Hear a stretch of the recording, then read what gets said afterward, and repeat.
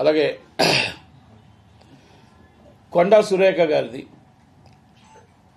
ఆమె ఒక బీసీ మహిళ.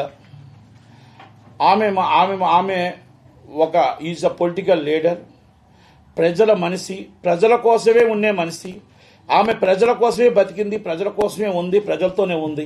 అంతే తప్ప ఆమె ఎప్పుడు కూడా బౌన్సర్లు పెట్టుకొని, లేకపోతే ఒక 50 మంది బౌన్సర్లు, 50 మంది కార్లు పెట్టుకొని మంది మార్బలంతో ఎప్పుడు వెళ్ళిందని నేను ఎప్పుడు చూడలేదు. ఆ తల్లి 10 మంది ప్రజల కోసం, ఎక్కడైనా సరే ప్రజల కోసం ప్రతిపక్షంలో పోరాడింది. మినిస్టర్ పదవిని కూడా త్యాగం చేసిన వ్యక్తి ఆమె. ఎందుకంటే నాకు ఆమె కోసం కొంచెం బాగా తెలుసు. ప్రజల కోసమే ఆమె ఎన్నోసార్లు ఎమ్మెల్యే అయింది, చాలా కష్టపడేది.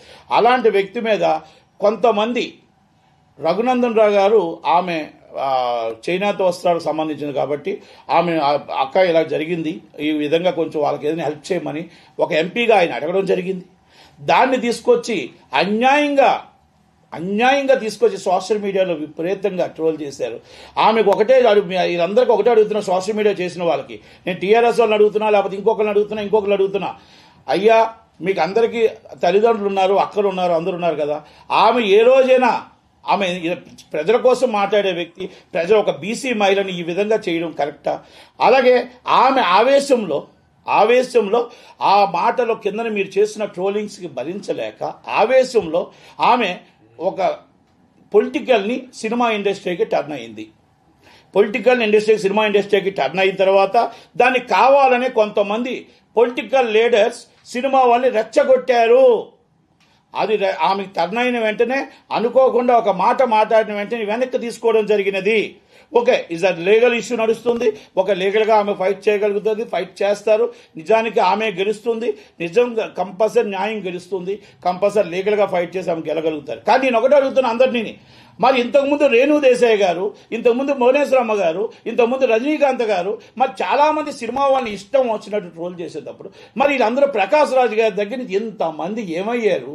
మరి ఒక్క మహిళను పట్టుకొని ఇష్టం వచ్చిన ఆమె వెనక్కి తీసుకున్నాక మహేష్ కుమార్ గౌడ్ గారు మళ్ళా మాట్లాడి క్షమాపణ చెప్పిన తర్వాత కూడా ఆమెను ఇష్టం వచ్చిన మాట్లాడనేది ఇది పొలిటికల్ యాండ్ లేదా అని అడుగుతున్నా నేను.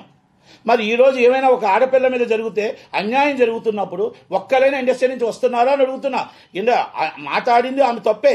ఆ తప్పుని ఏ విధంగా, ఏ సందర్భంలో మాట్లాడారో, ఏ సందర్భంలో ఆవేశంలో మాట్లాడారో ఆమె వెనక్కి తీసుకోవడం జరిగింది. ఓకే, ఇది already as per law court జ్యూరిస్డిక్షన్లో ఉంది కాబట్టి కోర్టు వాళ్ళు చూసుకుంటారు. కానీ ఇంతమంది మాట్లాడేటప్పుడు, ఇంతమంది రజనీకాంత్ గారు అప్పుడు రేణు దేశాయ్ గారు ఏడ్చి కన్నీరు పెట్టుకొని చెప్పింది. ఇంతమంది మాట్లాడుతున్నప్పుడు మరి పోసాని కృష్ణమురళి గారు, మరి చిరంజీవి గారు వాళ్ళ అమ్మగారిని మాట్లాడుతున్నప్పుడు మరి ఇండస్ట్రీ అంతా ఏమైంది? ఏం యాక్షన్ తీసుకుంది? రజనీకాంత్ గారిని మాట్లాడుతున్నప్పుడు ఏం యాక్షన్ తీసుకుంది? ఆ రోజు జగన్మోహన్ రెడ్డి గారికి భయపడ్డారా అని అడుగుతున్నా నేను. భయమేసిందా అని అడుగుతున్నా. ఆ రోజు కేసీఆర్ గారికి భయపడ్డారా అని అడుగుతున్నా నేను. ఎందుకంటే నేను ఒకటి అడుగుతున్నా, ఆడబిడ్డను గౌరవించడం మన మర్యాద. ఓకే, ఆమె అన్న మాటలు అది ఏ విధంగా జరిగిందో, ఏ సందర్భంలో జరిగిందో చెప్పడం కూడా జరిగింది. నేను అవన్నీ చెప్పాల్సిన అవసరం లేదు. దయచేసి ఇలాంటి విషయాలు సినిమా ఇండస్ట్రీలో ఒకటే అడుగుతున్నా, సున్నితమైన విషయాలు మీరు దయచేసి ఇలాంటి పొలిటికల్గా కొంతమంది దీన్ని నడిపించిన బ్యాక్గ్రౌండ్ ఉంది. ఇది అన్నీ కూడా త్వరలోనే బయటకు వస్తాయి. అన్నీ కూడా త్వరలోనే మీకు అన్నీ కూడా మీ ముందు కూడా చెప్పడం జరుగుతుంది. నేను పూర్తిగా కొండా సురేఖ గారికి, ఆమె ఒక నిర్మాత, మనం గుర్తుపెట్టుకోవాలి. ఆమె ఒక నిర్మాత, నేను ఒక నిర్మాత కనుక దయచేసి ఆ ఎట్టి పరిస్థితుల్లో ఆమె న్యాయం తరపున పోరాడుతుంది. ఆమె పోరాటానికి నా పూర్తి మద్దతు ఉంటుంది. నాతో పాటు చాలామంది ఆమెకు మద్దతు ఇస్తారు. ఆ న్యాయం గెలవాలనే కోరుకుందాం. ఎట్టి పరిస్థితుల్లో దయచేసి మనం ఒకటి ఆడబిడ్డను గౌరవిద్దాం. ఆమె చేసిన ప్రజల కార్యక్రమాలను గౌరవిద్దాం. ఆమె ఒక మాట ఏ ఆవేశంలో మాట్లాడిందో అది అందరికీ తెలుసు. దాన్ని రాజకీయం చేసిన వాళ్ళని కూడా తెలుసు. కాబట్టి దయచేసి ఆమెకు పూర్తి నా మద్దతు ఉంటుందని చెప్పి thank you very much. Thank you.